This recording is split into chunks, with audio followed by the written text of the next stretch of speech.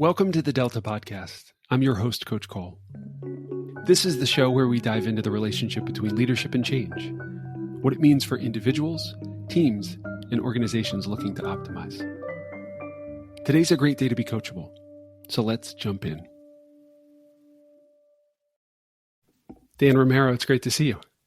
Thanks for having me. Thank you for being here. I'm excited to have this conversation. I want to get into a quick intro of you. You're the founder of Farcaster, among other things. And I'd like to begin the conversation by sharing with you something that I appreciate. This is a podcast about leadership, and specifically leadership and change. And I want to share something that made an impression on me in terms of your own leadership. If we could start there, how does that sound for you? Sounds great. So a few years ago, so I'm 40, I just turned 40. When I was 37, I started social media. And so I was new to Twitter and I was seeing things come across my feed, and I saw your post about Farcaster. I didn't know anything about it, and I thought, this is kind of interesting. I'm new to social media. This is a new social media platform. It feels like there's alignment there. So I sent you a DM and you pinged me back and you said, sure, here's an invite. And that was 3 years ago. It was August 2022. I was one of the first 1,900 people on the social media thing that you're building. And the fact that you opened the door for me was an early data point. The second significant data point came when I had a genuine question. Okay. So somebody in my village was asking me, where do I go to learn Microsoft Excel? I don't know Microsoft Excel, but I figured the biggest collection of smart tech people that I know exist on Farcaster. And so I'm going to put that question out there. And to date, it's like one of the most engaged with posts that I have. Some folks are giving me a hard time. Some folks are giving me shit, ribbing me, which I appreciate. The thing that surprised me, if you look down in the comments, about midway through, you chimed in. I don't know if you remember this. No. You chimed in, and I want to read what you said because this made an impression on me. And this is what you said. I would imagine GPT spreadsheet is only a year or two off. Now, that makes a lot more sense to me today than it did back then. But what I really appreciated is that you have created this environment where I felt, as an outsider, not a technical person, comfortable putting an idea on the table and trusting that people are going to engage with it. And the founder, who's got 1,000 things going on, took a moment to engage with it as well. And that was an early experience that I've had with the community, and that has remained consistent throughout. So that's what I love about what you're doing and what you're building. And I wanted to share that with you. Oh, thank you. So tell us a little bit about your leadership journey. And I'm curious, I want you to go back. We've got some time. You were born, and then what? Well, I was born. I was the oldest of four boys. Grew up in a smaller town, so not particularly exposed to the sophisticated side of things in the world. Went to college, and I think college was pretty eye-opening for me in that I'd done pretty well in school before, and thought I knew a thing or two, at least as much as you could for an 18-year-old. And I think going to college was like, whoa, like world's a lot bigger. There's a lot of different types of people who are very sophisticated at 18 based on their experiences and things like that. So I think that was a bit of my first real shock in life in terms of like own identity and like, where do I fit into this puzzle and things like that. Now, do you remember a moment when you had that horizon expanding experience? No, I think generally it was my freshman year. I think I had a heavy accent in the scheme of things relative to what I have now. So just Massachusetts accent. So my ahs were what you would see on Good Will Hunting or something. And maybe not that extreme, but I think people could peg me as being from Massachusetts. There. So that was a subconscious accent disappeared, right? Like you spend 4 years away, you hang around people from California or other places, like you kind of meld in a bit. But I think the other thing that was interesting about college is you spend all this time in high school, I think is pretty structured in the scheme of things. Cause you're kind of the whole goal is to go to college, or at least that was the thing I was focused on. And then you get to college and it's like, you can do whatever you kind of want. You can major what you want. You can spend your time on free time on whatever you kind of want. There's a lot of downtime in college. And so I think for me, it was like very much like an area where I was able to explore a bunch of interests. I tried starting a few like businesses, like internet kind of businesses. Randomly got super into film for a while, like not making films, but just like what kind of there film? was just the library, and this is like pre-streaming, so I'm a little bit of a boomer. Is like the library had like 10,000 DVDs, and you could just like go there and take them and go back and watch. And so, I mean, I only imagine like if I had ChatGPT in college, I don't even know if I'd ever left my room. So like, there's a certain aspect of like, I'm glad this is happening later in my life, but I think very much just like always very curious about a lot of things. I think one challenge with that is I didn't actually kind of like go deep on one thing and become excellent at that. And I wouldn't say it's a regret, but it's definitely something that a lot of people I've encountered in my career is like roughly around college, they kind of like picked one or two things and then they got, world class at them or started on the path. And I think I just always had too many interests. And so, I could kind of go some level of depth there, but never to the point where it's like, you hit that spot where it's like, okay, now you're literally top 1% or top 0.1% in whatever thing that you were doing. So I think there's like a framework to think about that. It's like fox versus hedgehog. I'm very much a fox versus hedgehog. I've never heard that framework before. You say that again. There's an apocryphal.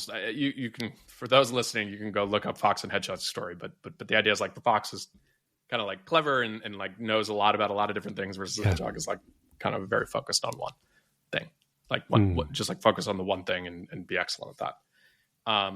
And it just like my reflection of like interesting people I've met, especially in Silicon Valley.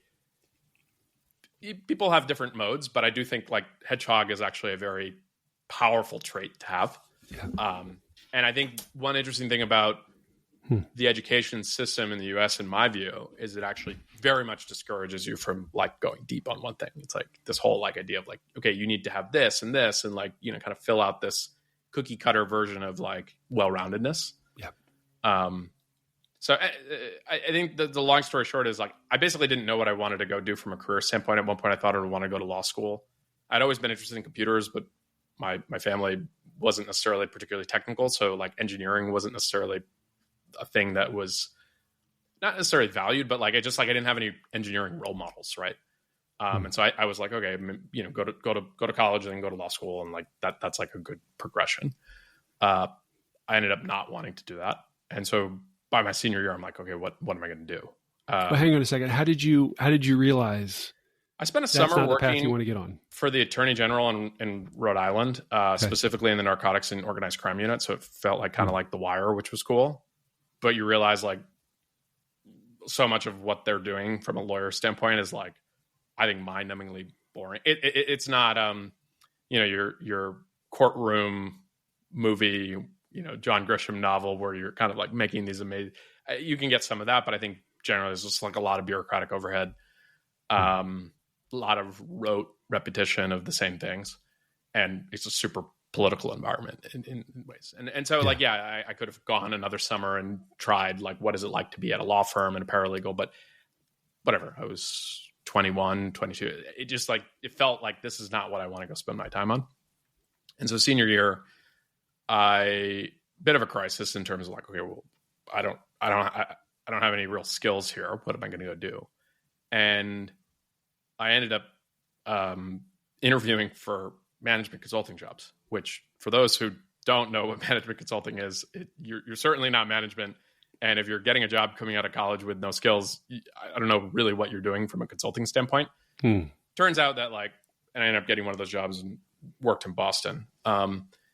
It just like a recruiting thing for like, they try to find people that they think are smart. And conscientious and whatever factors, and bit of a game in terms of like going through the interview process or whatever.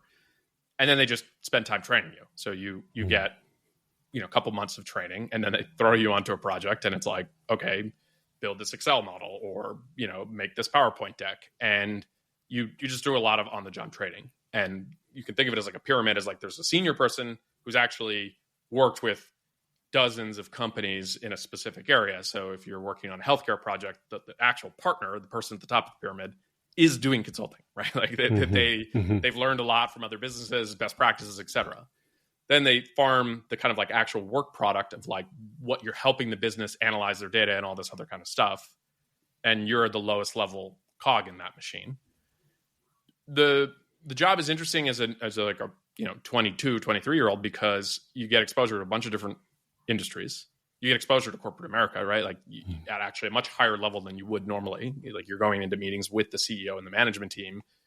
Pretty significant. Quiet in the back taking notes. But the point is like you're getting a lot of like crash course. One way I framed it is like, it's like Navy SEALs, not that extreme, but like from a business education standpoint, I think 2 years of management consulting is way better than business school, because you're actually just like in understanding like how these businesses works at a much more low level, and you like realize how messy data is, and like bringing it between, you understand corporate politics, and so I think that's like a great exposure to just like how does this capitalism thing work, at least in the American flavor of like bigger companies.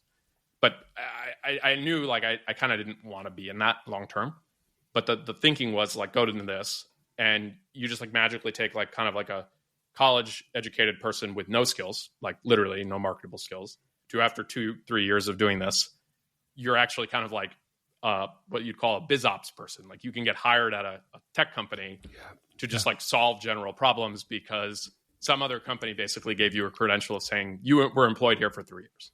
And so that's kind of like where I started in tech, is like I got like turned into a cog that could be put in a tech company with some set of skills of like using Microsoft Excel and PowerPoint, basically. Maybe that was a longer answer than you wanted, but that's a great answer. Okay. So bring it up to the present.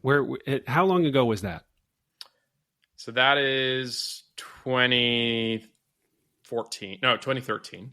I moved to San Francisco. So I quit. I moved to San Francisco. I didn't have a job. One of my college kind of like roommates, close friends, Fred Ursum, was co-founder of this company called Coinbase. It's a Bitcoin company. He's like, hey, we just raised a round of financing. Do you want to come and like maybe be like this like customer support, like just the first kind of employee? We have a bunch of problems we need to solve.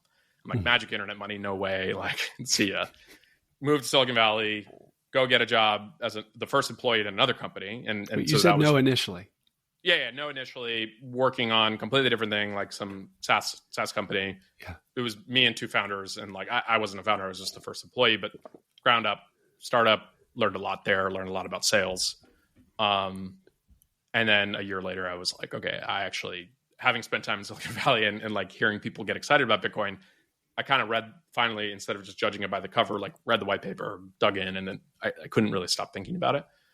So 2014, about a year later, I joined Coinbase as like a business person, like biz ops, biz dev.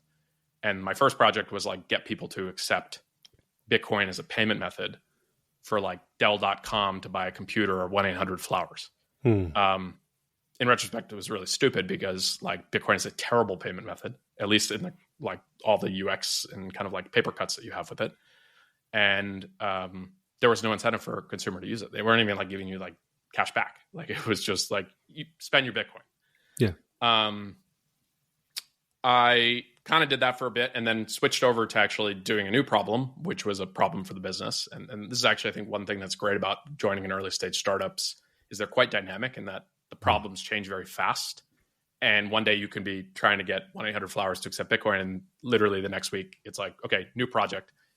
You need to go find us a bank that's willing to support our business of like converting fiat currency to cryptocurrency, in this case, Bitcoin, in Europe.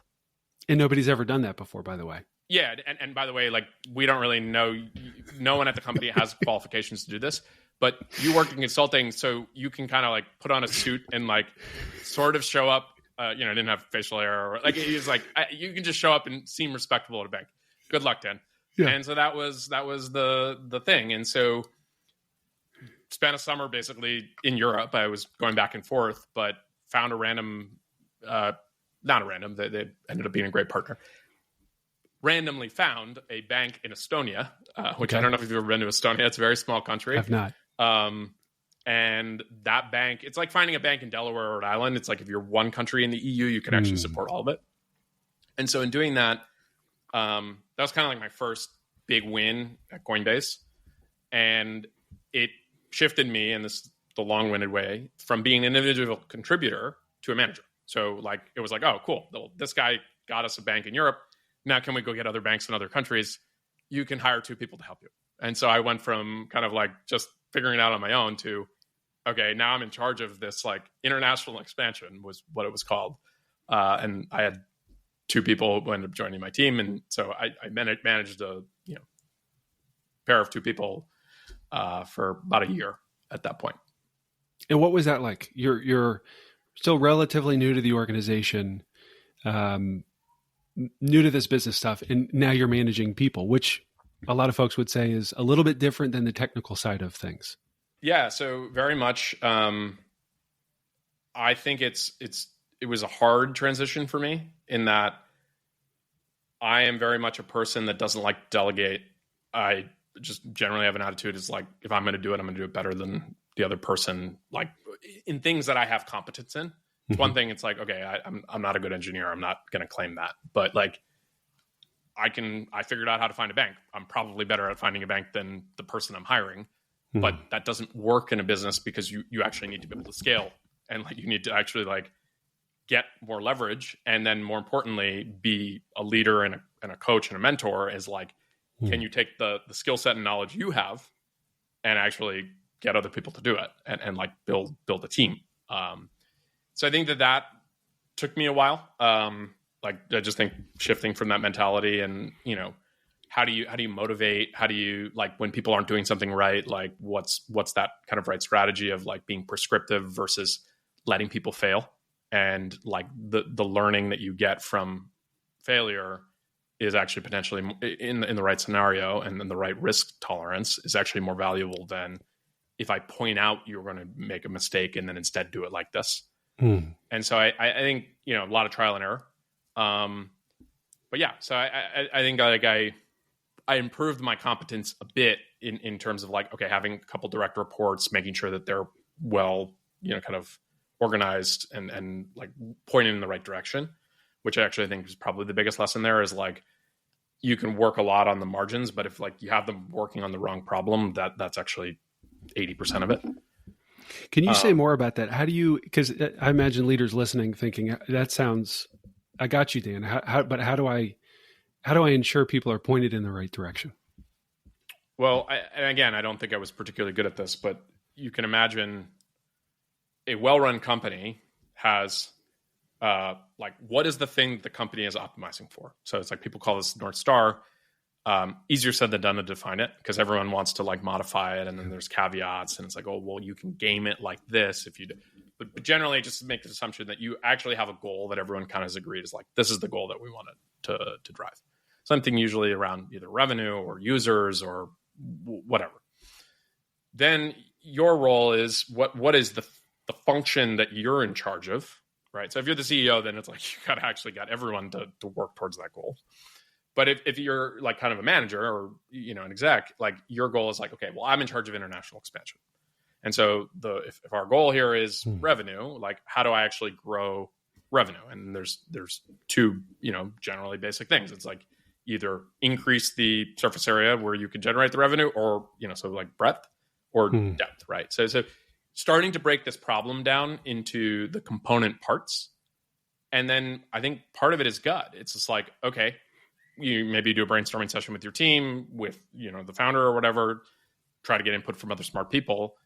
And then a lot of times it's like, well, we don't know actually what the best thing is to go do, but this is the current best idea based on the information that we have. Brian Armstrong has this like great line of like being the founder of Coinbase, action produces information. Great. So you're going to only operate with like whatever information you can kind of put together, try to be thoughtful about it. And then it's like, this is the hypothesis. Roughly how long do we want to go test this? Let's go do it. And I think like getting good at doing that as it relates to priorities, and then actually having that to people who report to you. And then I think where it gets more advanced is if those people have people who report to them, you're playing this game of telephone where the fidelity each time, right? Like if you're sitting at the top of this pyramid, like by the third rung down, like who knows what that message is? Right. So I think that's the second thing I learned, and maybe to shift a little bit more. So kind of like within the first year and a half, I got promoted to run a bunch of other functions that I had no experience running. So I was running recruiting, I was running finance, I was running biz dev, I was running international expansion, like corporate IT. So it's like literally like people's ability to like get laptops when they joined. And it's just like I ended up having an org about like 50 people, right? And like multiple layers deep for the first time. And I think recruiting was like a good example of one where it's like you kind of had a head of recruiting, then we had a couple of managers. There are different functions within recruiting. You have sourcing, you have like kind of like the recruiting experience, and then like there's like interop with HR, and then you have like one level down where it's like those are the pods of people executing. And so that was like a good example of something where I went into that with like a consultant mindset, which is very quantitative, of like, great, well, let's get a recruiting funnel together.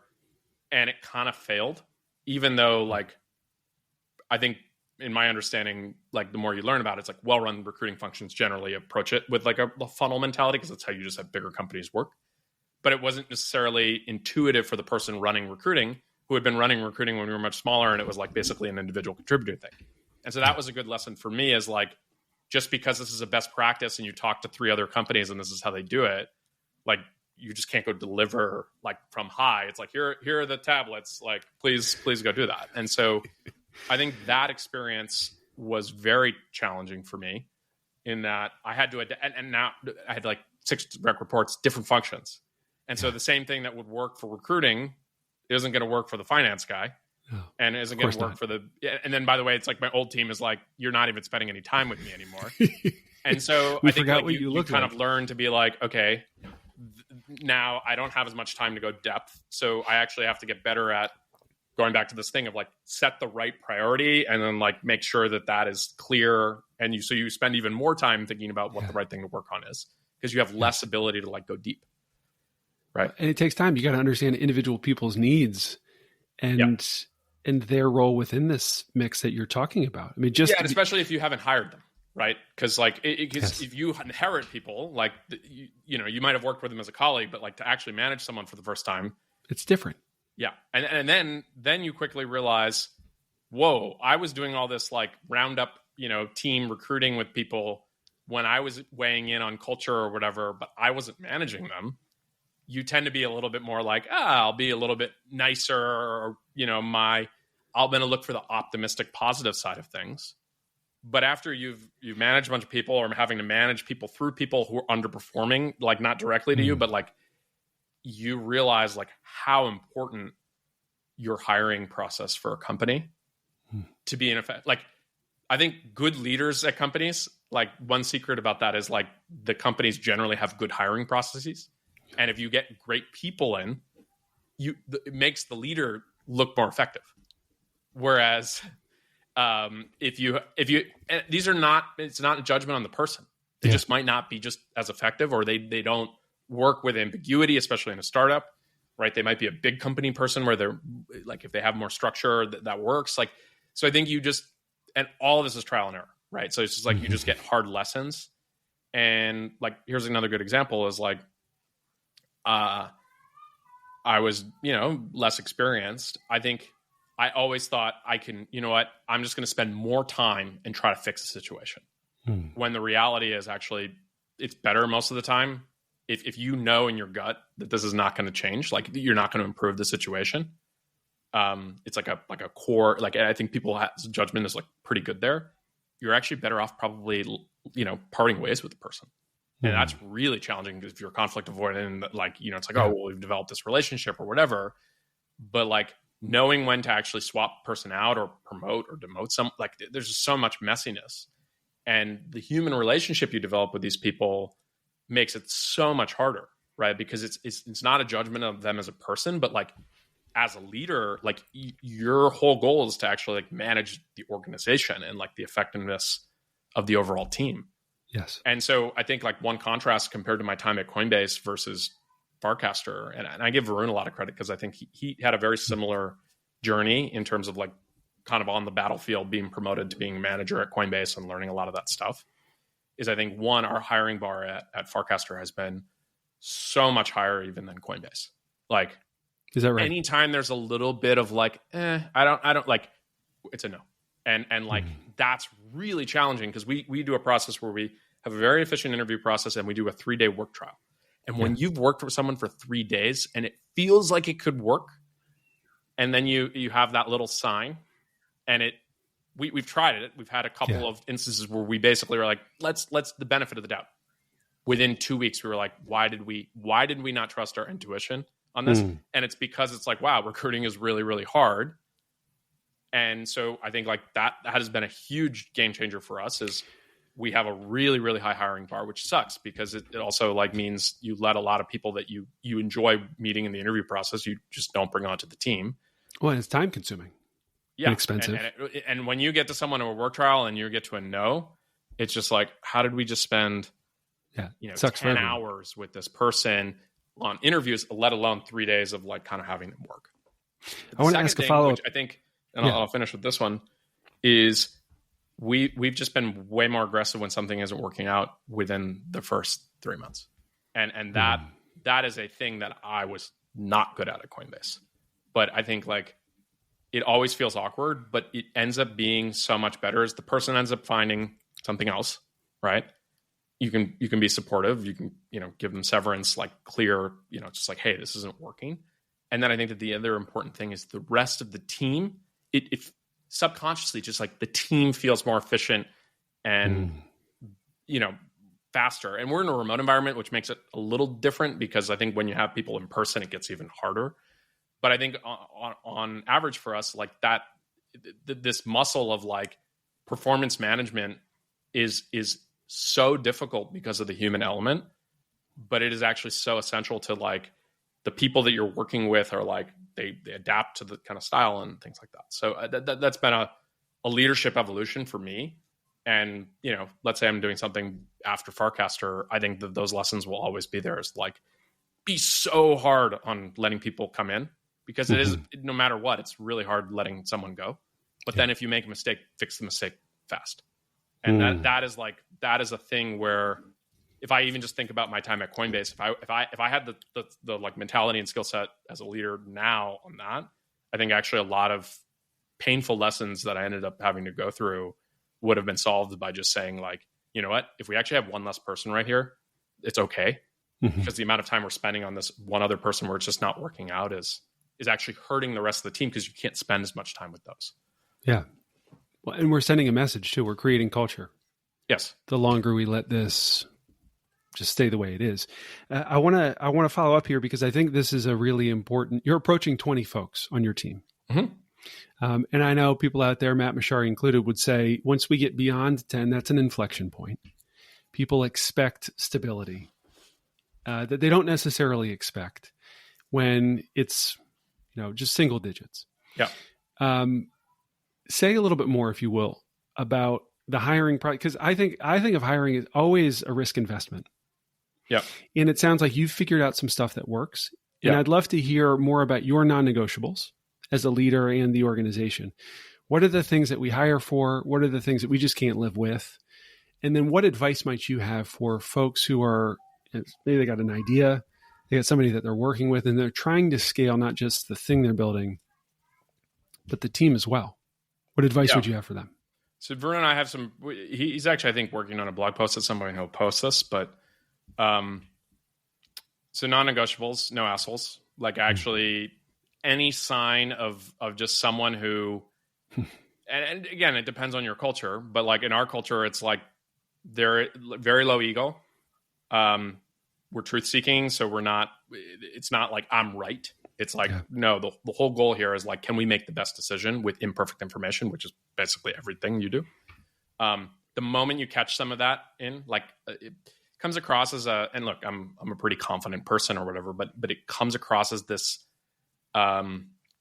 little signs in the interviews, no, that's like an immediate, like, this isn't going to work. I think that the next big thing, and again, this is something actually Coinbase has like as one of their values, but I think it is the single most important thing, is how good of a communicator is someone. Because I think, what do you mean by that? So if you're technically good at whatever role you're doing, but in any interaction I'm having with you, it feels like Coinbase had this term high bandwidth, which got very controversial, and they had to like soften it, like clear communication. But I actually think it's the right thing. It's like, if you're a high bandwidth person, like in terms of how you communicate, like you move quickly in terms of like, okay, I got the problem. Like you need to match that style. And so you need to like kind of make sure whatever the norms that you communicate internally, like if you are a remote company and you do a lot of async Slack messages, they have to be an excellent writer. They can't, you can't be reading something and just be like, what is going on here? This is like a wall of text or whatever. And thinking people can adapt to that, I'm very like, basically like savvy people, like quickly, like you get into the work trial, they see how other people message on the company, and then they like literally their style matches, right? Because they're observing that. And I think communication style, and to be clear, there's other types of communication styles that I'm sure work, but you need to actually map it to your own. Because the other thing is I think like one basic thing is you should never be like, oh, I have to hop on a call internally with X person. And like you're literally just feeling your energy go down. Like it's one thing if you work at a big company and like you're there and like there are people not outside of your control. But if you're running a startup, a 20-person startup, and there is a single person that anytime you hop on a call with, it's not like they're a bad person. It's just like you're like, oh, this is going to be really painful, and like, what are you doing, right? Like you need to be completely aligned with the kind of like core part of your team. And so I think that communication, all those little manifestations, both in the interview and then like any version of a work trial, flags on that's actually going to just like compound in a lot of different other ways. And then I think like the honest answer is like, a lot of people think that they want to work at a startup, and then, whether they're coming from a big company or like they're coming from another company that like has a cadence that might be lower than yours, is you need to, whether you do a work trial process, which is like literally we pay the people 3 days, you come and work on a project with us. Like if you're working another job, you take vacation, and like that's the commitment we want. Is it's not about FaceTime, but it's this idea that like you're coming into a simulated work environment, right? Like, and everyone is like watching kind of how you're doing it. And if basically it like kind of feels like they're pretty casual in how they're approaching that, this is supposed to be like max output, like unsustainable, probably level. Like the whole goal here is to impress. Yeah. And if what you get is like maybe their average day, and that is like probably like, this is probably where you're peaking in terms of like output. And so the average day is probably going to be even lower than that. And so I think, again, every company can be different, but if you are running a venture-backed company, so time preference is extremely high, and not just the founders, but like the average output per person and cadence per person is high, bringing someone in that is lowering that is just like, it's going to have an impact on your culture. Yeah. And it'll be basic. It'll just start, or very subtle. People will just kind of start to be like, well, that person is not like always kind of putting the same level of effort in. Maybe I shouldn't be doing that. And it's like an individual decision. And again, not a judgment, but like you need to be very protective of like what your specific company culture is. And then if people don't map that, right? So for us, that's no assholes. That's clear communication. And it's like a bias for output. Like, if you have someone coming in from a big company and they're like, oh, this will take 2 weeks. It's like, no, we need to figure out how the version that takes 2 days. And that requires you. And one of the reasons we tend to hire more senior people tend to have a good way of like, okay, well, if I have to make that trade-off, here's how I'd approach it, or here's the simplest version, or here's the thing that can get us the goal we want. Yes, we don't get all these other nice benefits, but like the whole point here is like the right, like decision-making trade-offs. Yeah. This is a great list. I'm going to play this back. No assholes, communication. And I wrote down cadence. Your edit there, I think, was great. Bias for output. Yeah. I noticed in there, Dan, I didn't hear anything. I'm sure there's a lot of rigor in your hiring process. And so people are technically skilled too within their own domain. But I want to say, that jumped out to me that is not, you're not seeking the preeminent person on this sort of thing. There are other elements in there that are non-negotiable when you talk about the team you're building and the culture that you're conscientiously creating. Yeah, I would say it's like people tend to focus a lot on that. And it's like, that is to me just a binary. It's like, it's a necessary, but not like the whole thing is like, can they do the work? Yes. Okay, great. Now here are the 3 things to evaluate them as it relates to your culture, right? You can't make the NBA if you can't score points, right? Sure. But like actually a toxic teammate hurts the ability for the other high performers on that. And toxic in the sense of like, it just, or someone who doesn't jive with the culture, right? I'm a big fan of the Patriots. I grew up in Massachusetts. Bill Belichick kills me the way that ended. But like, I think there's something so powerful about like the Patriot way. For those who don't know, it's just like, this is a football team that basically said, put Tom Brady to the side because there's a bit of like, he bought into the whole culture there. No one on this team in a kind of a league that has a lot of stars and personalities, like it is about the team. And if you come in and try to make it about you, boom, we're going to boot you. Even if we paid you a big contract or whatever, it's like the core thing is the championship winning teams are teams, not individuals. Right. And so I think like so much of what makes a team is like you're deliberate about a culture, and there can be different winning cultures. Right. Uber was a winning culture for its era, and they're kind of a disintegrate, but it was a very different culture than Airbnb. But that's also a winning culture. Yeah. But the thing is like both of those founders and cultures are deliberate, and that is, I think, I have a friend who was an early at Facebook, and his point was like a lot of Facebook's values, like the little famous red book thing that they had, move fast and break things.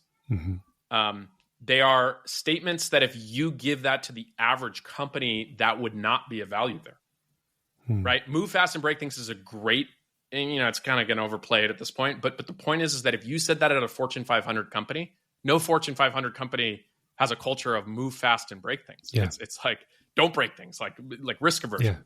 And so I think good cultural values basically help create a unique culture for you and something that's distinguishing, versus something that sounds good that other companies do, right? It's like, we hire for technical excellence. Okay, great.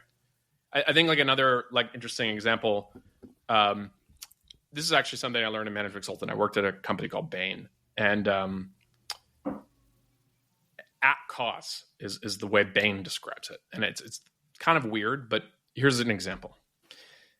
Even at Bain, where you're kind of like, okay, I'm a consultant. I'm in this kind of like, this is the group of people that are like really valuable because literally what you're rented out from a time basis like that. And then there are a bunch of other employees in the organization that help support the like consulting, but it was like very much a 2-tier kind of like 2 types of employees. The idea of at cause is, let's say you're in the cafeteria there and an overflowing trash can. Not your job. Someone in the janitorial staff probably handles it. But the culture, and it might have been like kind of dying out a bit, but senior partners were very into this, is if I walk past that overflowing trash can and it's not my problem, and a senior partner would see that, they would ream you out, right? And I don't remember exactly 1 or 2 examples where this happened, but I remember the reaming out. I didn't know the reason, not necessarily for me, but for other people. But I think that's an amazing value, right? Yeah. It's actually one I think of, like even in my own family, like this idea of at cause. It's like, yeah, you didn't cause the problem, but the problem needs to get fixed. So what are you doing to fix the problem? In a big organization, at cause is usually not it's like someone else's problem. Like, Whereas in a startup, like that problem could be existential, right? Site is down. That's a super basic one. You going to wait for the person to get the pager duty, or are you going to be the first one to report in Slack, hey, I think the site's down. Yeah. No response in 2 minutes. Do I actually ping someone? And there's like a right balance there, right? It's like you don't need to be like overly doing that, but this idea of like culture, and a team, and like the idea is like we have a shared goal that we're trying to achieve. Like, I think those are all things that are really important to foster at a small size, because you can't add it later. No, much harder. I think of it as like there's a default culture that people may be bringing in, and if we want to introduce something different into the ecosystem, we've got to work our ass off to make sure that happens. And you have to make very specific call outs when it doesn't or does happen. Otherwise, which is hard to do.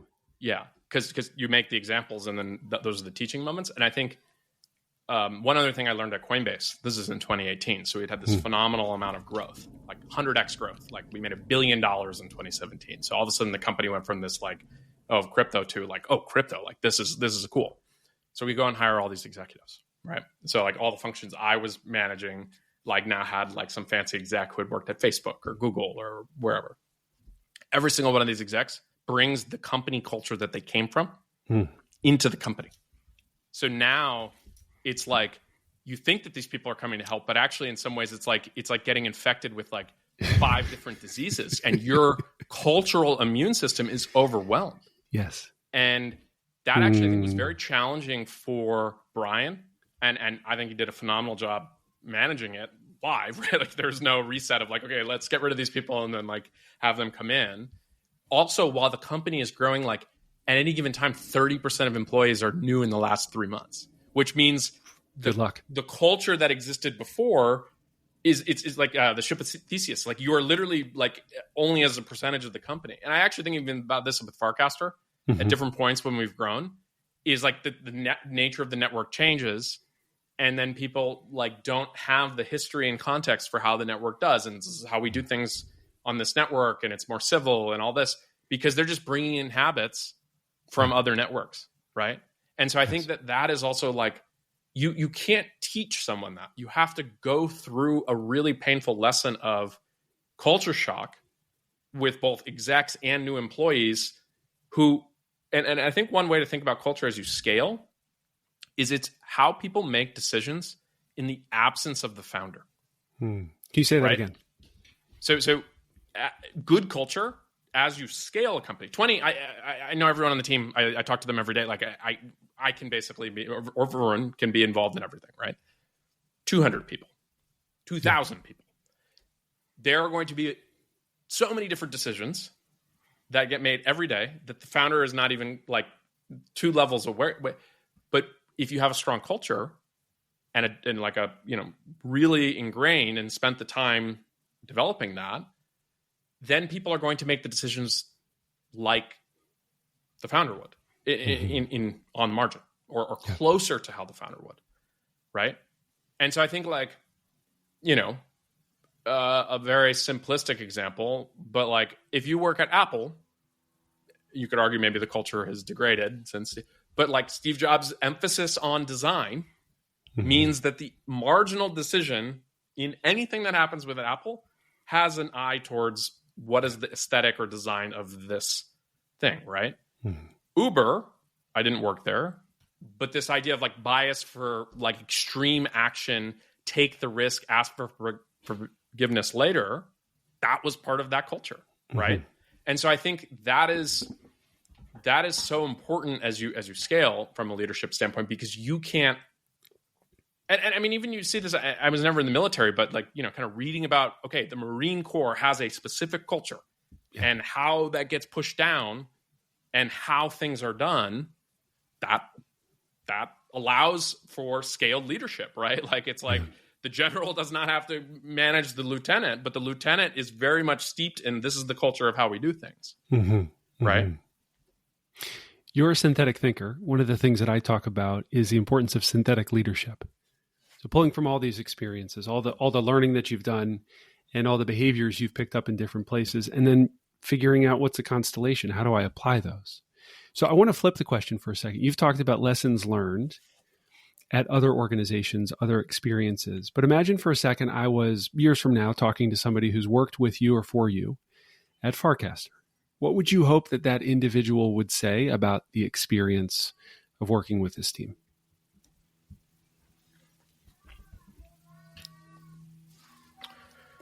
I mean, I say it when I'm interviewing people in terms of like pitching the company. It's challenging work with smart colleagues and not a lot of overhead. And I think that is probably what I would say from Farcaster, at least today. I think one thing that has been interesting is management is player coach right now. And that I am very much, and so is Varun. We're in the trenches on everything and like very much co-creating whatever we're doing. And I think that's sufficient, or the right strategy for an early consumer startup, in the sense that like it is very much actually the vision that the founders are trying to manifest. And so if you try to remove yourself from that too much, I think you lose it. Now, if we hit some crazy growth seam and it's like really working, we have to scale the organization. I think there will be a different phase. And this is something I very much learned at Coinbase, and I'm looking forward to at Farcaster if we should get there, is you shift into actually like, I'm not doing anymore. I'm leading and managing. And so that is actually a different skill set and a different feel for how you'd work with me. I would say that like, regardless of whether I'm kind of like in this player coach mode or I'm, in a strict management, I think low ego truth seeking is very much something that I would hope people would say, and straightforward, right? Like I hate being messaged to, like in terms of like, oh, we're going to say it like this. It's like, say it like it is in plain language, and treat people like they're smart, right? Like don't assume like, oh, well, if we say it, we did some of that at Coinbase when we hired some of these execs, and I just always felt like it was off. And to be clear, I think Brian actually has more asserted now his style of leadership there, which I think is like, he's going to say it like it is. And I very much think that. I think another thing that I think leaders eat last is a good, just like way to think. At least that's how I enjoy when I worked for other people. And so this idea that like, I mean, just subtle things of like, okay, like we're all in this together, and then we win and fail together, right? There is no version where the team isn't doing well and the founders are doing well. And so I think that manifests in a variety of different ways, but like I very much like, my goal is to make Farcaster successful. And in doing so, I think that one achieves the thing I'm hoping to do, but more importantly, I also think it's like the team benefits from that success, right? So it's like, I think that's very rewarding to me. And part of that is like, I very much had a life-changing experience at Coinbase. And so as a result of Brian and Fred's leadership and this idea of like the team benefits when the company benefits, that was a life-changing outcome for me. And so the idea that if the work that I'm doing and leadership that I'm doing, like, can do the same for a bunch of other people that have taken the bet on me and kind of the vision that, Varun and I are trying to achieve, that's deeply satisfying. Frankly, like in a way that I don't think actually people outside a team or a company having done that would understand, right? Like I think that there's actually a lot of framing of like, oh, I'm an employee, or kind of like labor versus capital. Like it's just like all this like abstract stuff, which does that exist in the world? Yes, for sure. But I actually think early stage startups with strong cultures and founders that are actually team oriented, it really does feel like you win and lose as a team. And I think that like, at least my experiences. And so I would hope that folks who've worked with us feel that way versus maybe something a little bit more adversarial. That's great. I'm hearing an element of pay it forward. Yeah. I mean, I think the single biggest thing that's great about Silicon Valley that you cannot model, like if you were to say, oh, we want to build Silicon Valley here or there, it's like we need a research university and it's a cultural thing that I think just like, it's the amount of people who are willing to, they could be super famous, super rich, super successful, and they're willing to spend their time with you through a warm intro or frankly a cold outreach. It's I think really extraordinary. And I don't think any other culture, at least that I've experienced or heard, like I think it tends to be a bit more hierarchical. And I think there's always the joke that in Silicon Valley, it's like, and I've had this manifest for me, like the guy in the hoodie who doesn't seem that impressive 4 or 5 years from now could be leading like the hottest new startup. And they had some wacky ideas back then. And you kind of, any other place in the world, people with wacky ideas, people just kind of like, oh yeah, you're the one with the kooky ideas. But it's like Silicon Valley is the place for those people, and those people to have these extraordinary outcomes, not just from a business standpoint, but just like impact on the world. And so it's a humbling thing in the sense that you try to actually meet every person.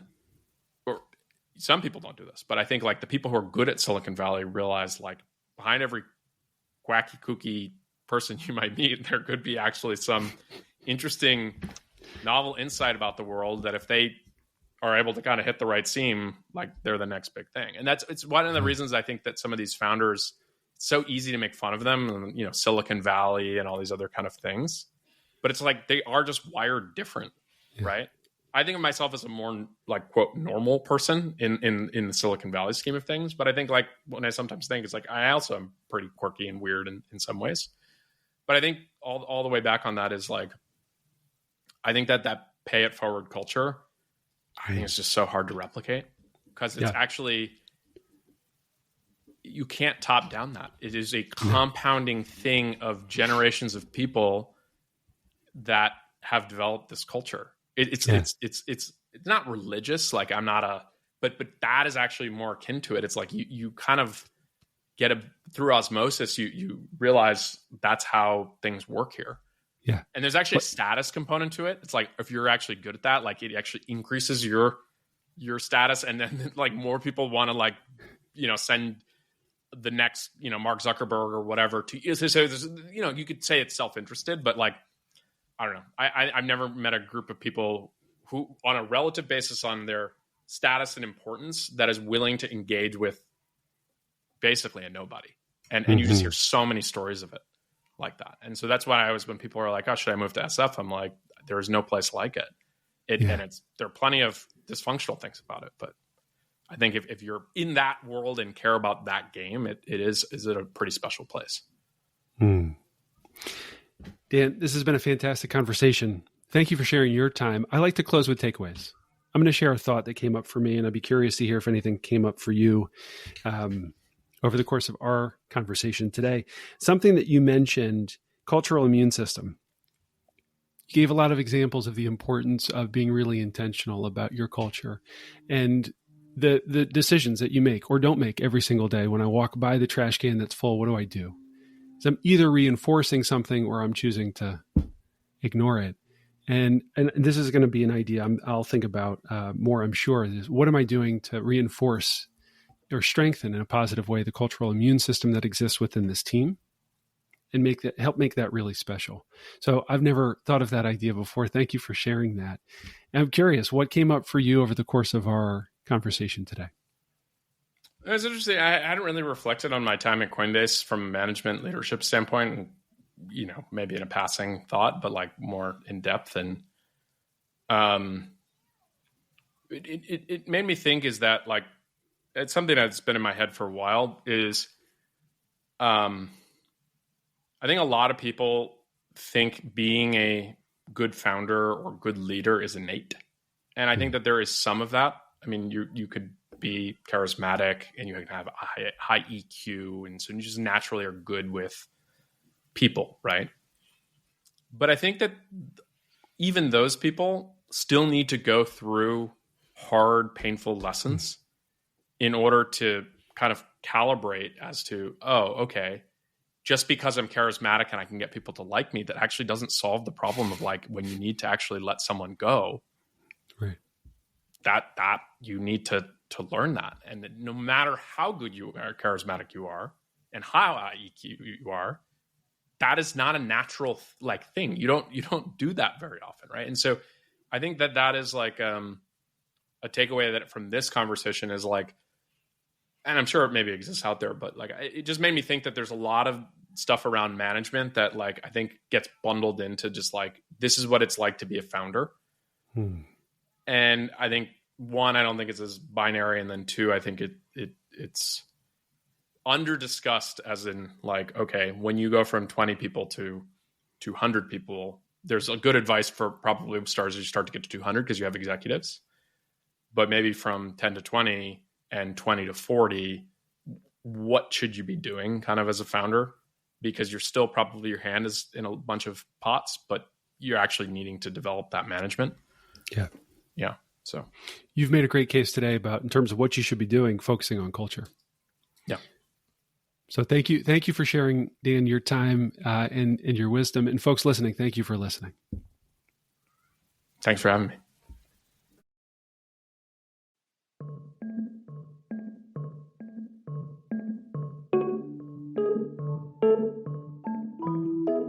Thanks for tuning into the Delta Podcast. This episode features original music by Alice Carolyn, with editing and graphic design by Emma Kogan. If you're ready to lead through change, stay with us, my friends. It's always a great day to be coachable.